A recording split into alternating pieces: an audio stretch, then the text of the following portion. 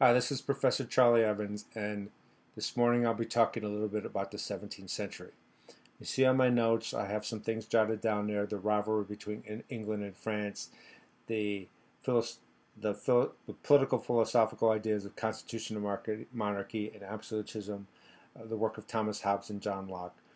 But first, let me make just a few really quick remarks about death and living standards. I looked hard to find some figures on average lifespan in Europe in the 17th century. And I saw anything from 35 to 40 years in primarily Western Europe, England and France. The figures would have been a little bit different in Eastern Europe. And it's the same with living standards. Living standards vary dramatically throughout the continent and England, depending on city, rural life. I mean, rural life could have been a little bit on what people in the 21st century might consider a bit primitive. Um, Life was rather short, 35 to 40, and life was difficult in the century. It was a century of war. The most important of the wars was the 30 Years' Wars, which swept most of Central Europe from 1618 to 1648. It was a century in which the plague broke out repeatedly in different cities at different times. Um, there were a series of natural catastrophes, the most famous of which was the Great Fire of London of 1666.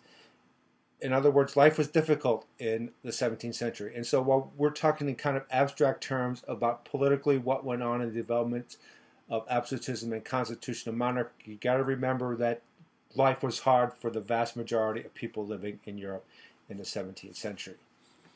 So what I want to really focus on is the dual political opposing philosophies of absolutism and constitutional monarchy. And of course, the premier example in European history of the absolute monarch was Louis XIV. Louis XIV, 1638 to 1715, one of the longest reigns of a king in the history of the world and everything. And he absolutely embodied the idea that everything in the state, in fact, the state, l'état c'est moi, the state is me. He was the foundation of the French political system, the idea of absolutism, that all power resided in the king. Now, this was, of course, in marked contrast to what happened in England in the 17th century. And we're looking at here a picture of the English Houses of Parliament building. And in the 17th century, it was the assertion of political power by the Houses of Parliament, the House of Commons and the House of Lords, which eroded the power of the king and usurped ultimate political power from the king during the 17th century and established a constitutional monarchy, the interchange of power between the monarch and the parliament.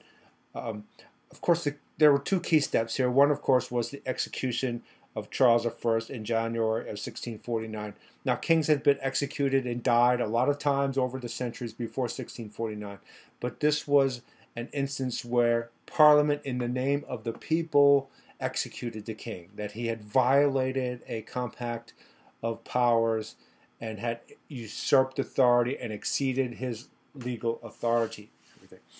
And then, of course, the other key event in England was the Bill of Rights of 1698, which established the specific political boundaries of the monarch and the powers of the parliament and everything. So, as we look back at the 17th century, there's a lot of things that we could cover on and everything.